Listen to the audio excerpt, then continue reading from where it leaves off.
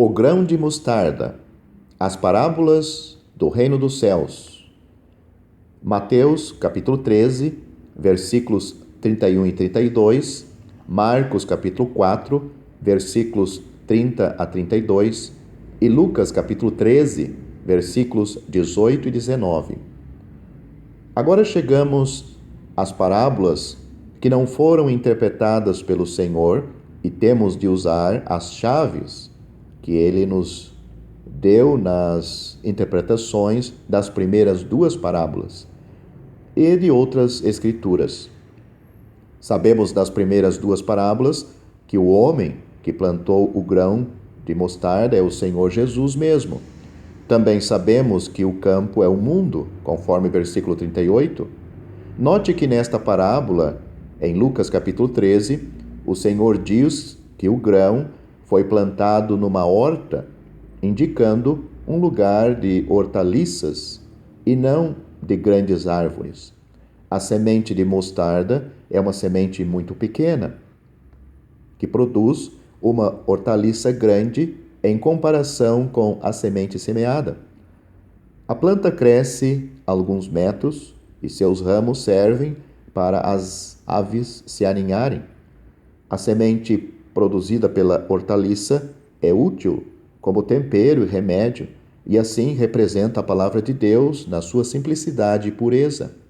As aves do céu, que aproveitaram os ramos da árvore que cresceu, representam o maligno, conforme na primeira parábola, versículo 19. Para entender o significado da árvore com seus grandes ramos, Marcos capítulo 4, versículo 32, onde habitam as aves do céu, o maligno e os seus agentes, temos de examinar outras escrituras. Em Ezequiel capítulo 31, versículos 13 a 14, a forte nação e grande inimiga do povo de Deus, a Síria, é comparada a uma árvore que as aves do céu aproveitaram, mas que foi cortada por Deus. Esta passagem revela o orgulho e riqueza material daquela nação que perseguia sem misericórdia o povo de Deus. Também em Daniel, capítulo 4, versículos 10 a 14 e 20 a 23, lemos do sonho de Nabucodonosor, em que ele mesmo é comparado a uma grande árvore que cresceu em glória e poder, mas sem o temor do Senhor.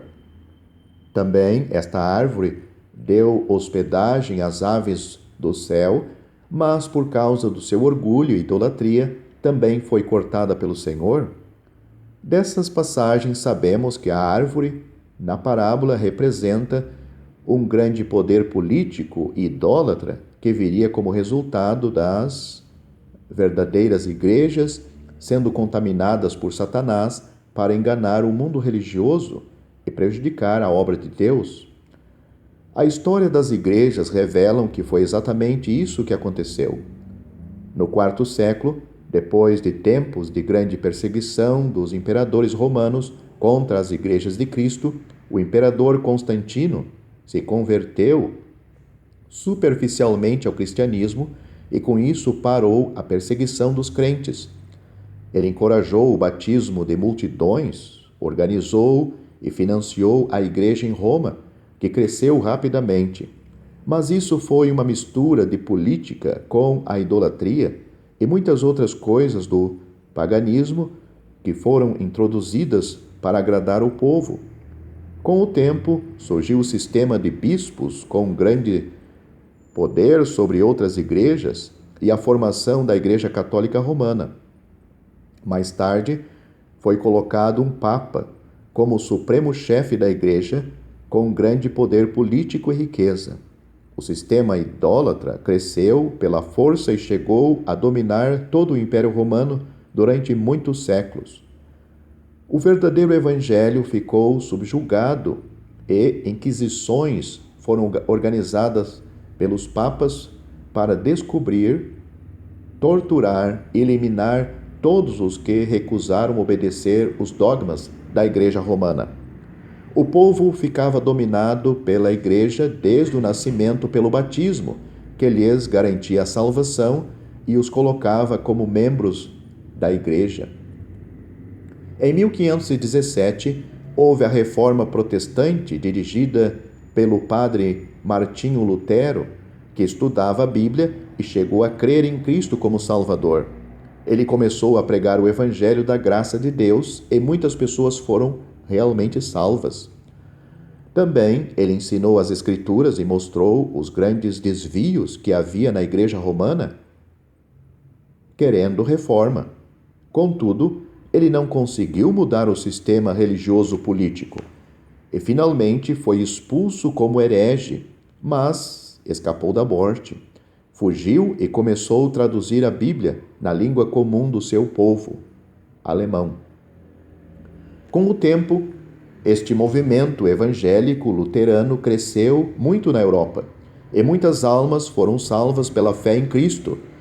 Contudo, ainda ficaram o sistema do clero, o batismo de crianças, o nome da nova igreja luterana, etc.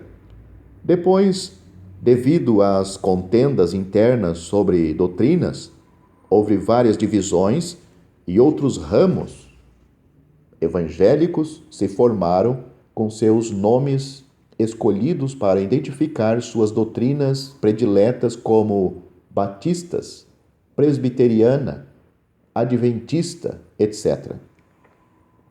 Mais tarde ainda, no começo do século XIX, apareceu o ramo pentecostal, colocando grande ênfase nas curas, línguas, milagres, etc., que haviam no começo da igreja, mas esquecendo que estas coisas desapareceram durante a vida dos apóstolos. Durante os últimos 100 anos, por causa de divisões internas, este ramo pentecostal tem se multiplicado em milhares de denominações pentecostais diferentes, criando a grande confusão que vemos hoje no cristianismo.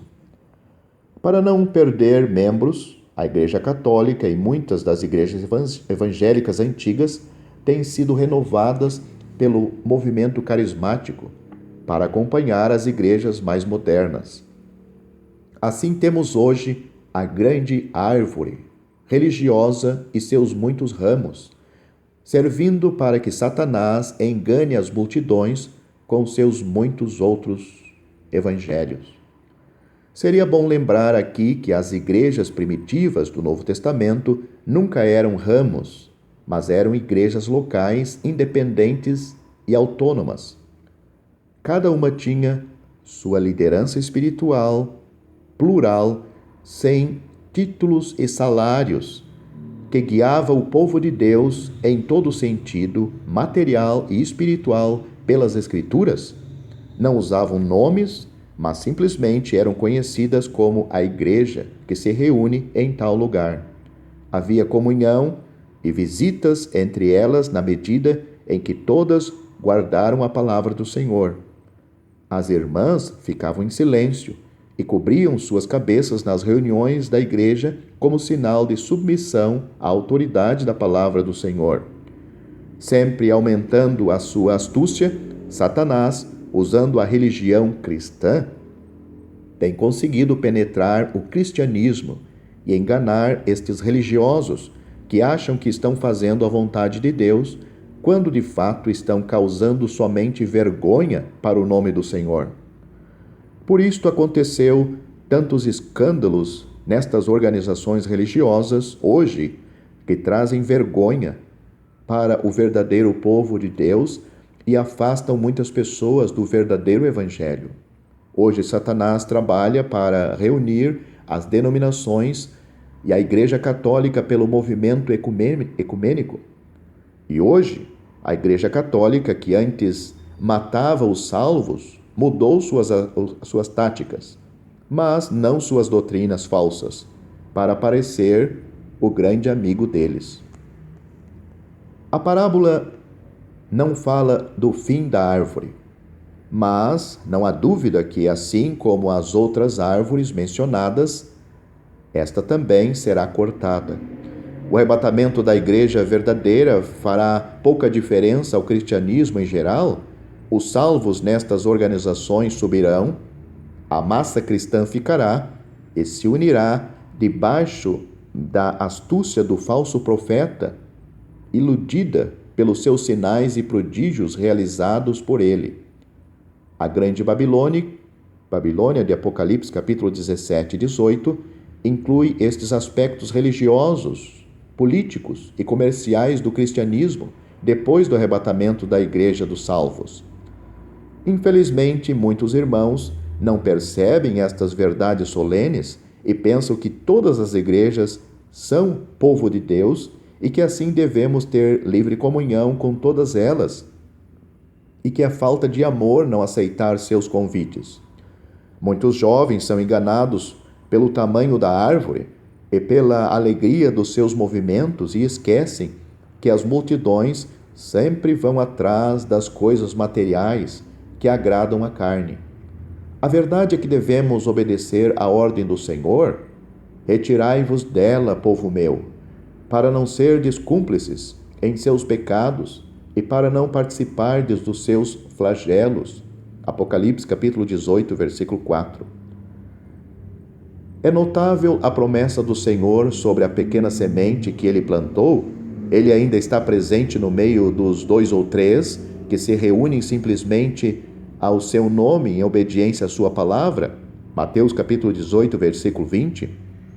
Uma consideração cuidadosa das cartas às igrejas em Filadélfia e em Laodiceia, Apocalipse capítulo 3, revela muitos ensinos importantes para as igrejas de hoje. Filadélfia era de pouca força, mas foi recomendada pela sua fidelidade ao Senhor e à sua palavra. Contudo, na igreja em Laodiceia, que com certeza era grande e rica, pois na sua opinião não faltava nada, o Senhor se sentiu excluído. Em conclusão, notamos a sequência alarmante nestas primeiras 3 parábolas sobre a astúcia crescente de Satanás. Na primeira, ele trabalha de dia, tirando a boa semente. Na segunda, ele trabalha de noite, semeando o joio. Na terceira, ele se aloja entre os ramos da árvore, trabalhando de dentro, sem ser percebido. Assim tem acontecido durante os séculos, desde o começo do reino dos céus até hoje.